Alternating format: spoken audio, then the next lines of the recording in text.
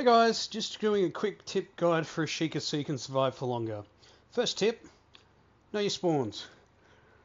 So on Ashika there are 6 DMZ spawns indicated here, and you can't miss them. So what that means is there's only ever 6 teams that spawn in at any one time. So the minimum is 6 players, the maximum is 18. So tip number 2 is bring a stronghold keycard. I can't stress enough how powerful, since the update, stronghold keycards are on Ashika. They are the most under-talked about thing I've seen on this map. Yet you can unlock so many buildings with a stronghold keycard. And that moves into my next tip, know where to loot. Now, on Ashika, there are a couple of buildings that I'm going to mark, in particular, apartment blocks, science centre, beach club, port, and then some of the smaller ones such as town centre are normally okay. They're still not great, and the other strongholds tend to be less looty.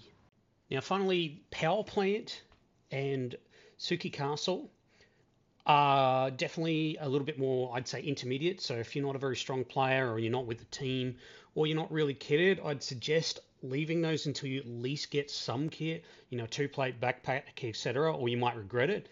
In particular, there are 2 back entrances to both of these, so I would definitely investigate those.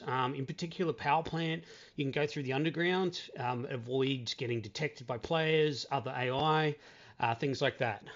So I thought I'd just show you a quick clip of me entering the back entrance of power plants.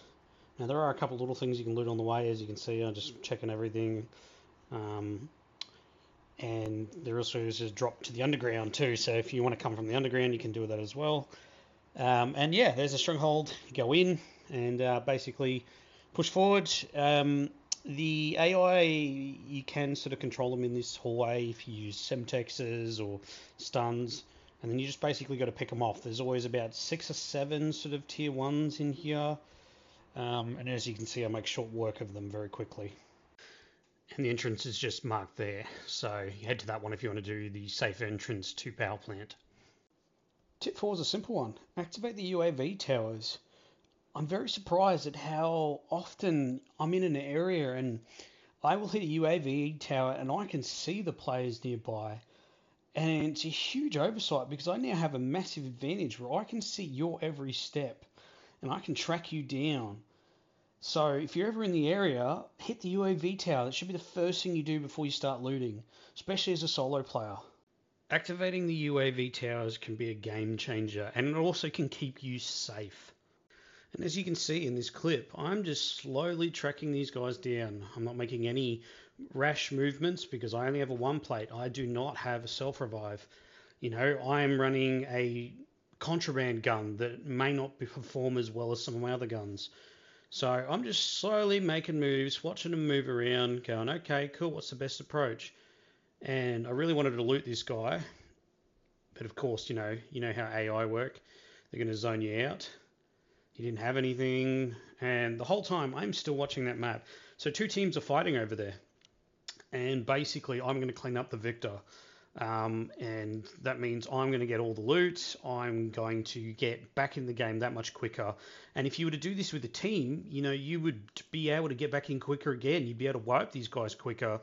And you don't have to be friendly like this. They were silly enough not to have the UAVs on. You can see where they're coming from. You can pick the fights. And at this point, the AI has pretty much wiped him out, and this poor sap's not looking in the right direction. And now that 3-plate is mine. So the big one is operator fights. So this is tip number 5. I find it very strange that people want to communicate after you start shooting, whether or not you're going to be friendly or whether or not you've got missions to do.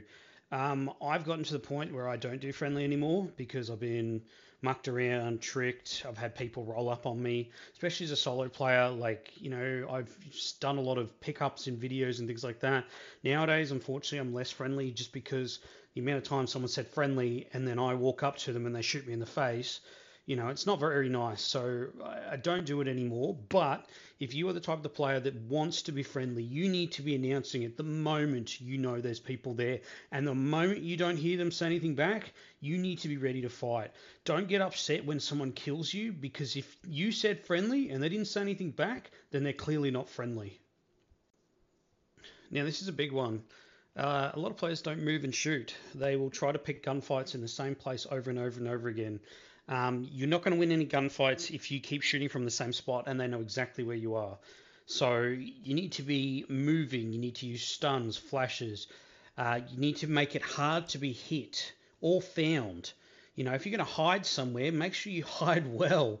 Don't hide aiming at a door, because someone can bust in, jump out at you, and, you know, straight away knock you down. And that gunfight is over. I just took out 3 players by myself. And now, after that, they're like, oh, we were just trying to do missions. So my final tip is AI. And there's too much to say and too little time to cover it. But basically, if you can't win that fight, get out of there. Try to run away. Try to get out of that fight. You don't have to fight the AI. You know, move from building to building. Don't try to stand out in the open. And definitely keep an eye where the mobs are. A lot of times players will just run straight into a mob, aggro them, get down and killed, and then your 2 mates are trying to fight and claw back, you know, just to revive you, and it just doesn't work. You know, once you're down in an area that's got so many AI, you end up losing your 2 teammates too. So my quality of life tip is dead dropping. Learn where your dead drops are. Now, I've done a full video on this, so I will put the link in the description. So have a crack at that. It shows exactly where they are on the map. There are 4 of them. The sooner you learn them, the sooner you can get back into that fight.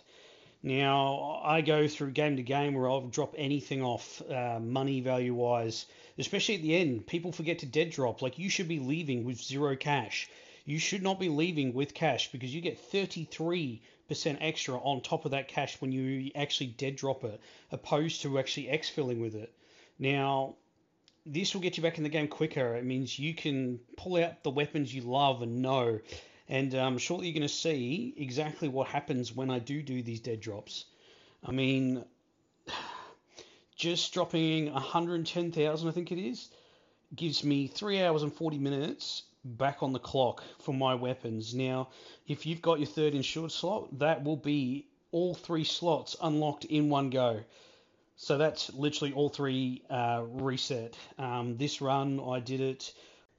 I dropped about 65,000, which was about 2 hours and 2 minutes, which is 2 insured slots back.